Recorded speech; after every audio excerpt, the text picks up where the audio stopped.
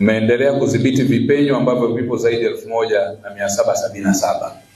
Unaweza ukaona kazi kubwa ambayo mnayo kwenye maeneo rasmi ya mipaka yetu, kwenye boda mpo, lakini pia kwenye maeneo ya boda za maji mpo, lakini pia nchi kavu na angani kwenye airports zetu. Lakini bado mmejaribu kufanya kazi ya kutambua vipenyo ambavyo vipo, na udhibiti wenu umeendelea kuwa imara pamoja na changamoto mbalimbali ambazo zipo.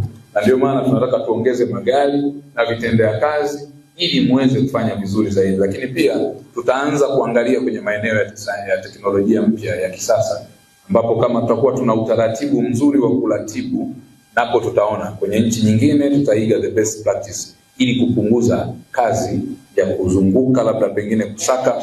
Kamishna alikuwa ananiambia pale kuna majirani zetu wao wanakuja katika kila mwaka mzima, mmezuia zaidi ya 30 kwa mwezi mmoja, yani ambao wanafanya dhamira ya kuingia nchini kwetu bila kufuata utaratibu, bila kufuata kuwa na hati sahihi za kuingia nchini.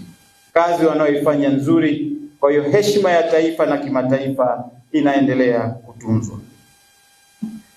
Mheshimiwa Waziri, katika utekelezaji wa majukumu imeelezwa hapa kwamba tupo kwenye hatua kubwa sana za utekelezaji wa teknolojia ile tuliyoanza nayo mwaka 2019, lakini na hii mpya tunayotaraji kuanza nayo mwaka 2026.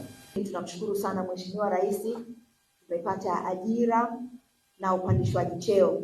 Mwaka 2025 tulipata ajira 557, lakini pia sasa hivi tuko kwenye mchakato wa ajira watu 100.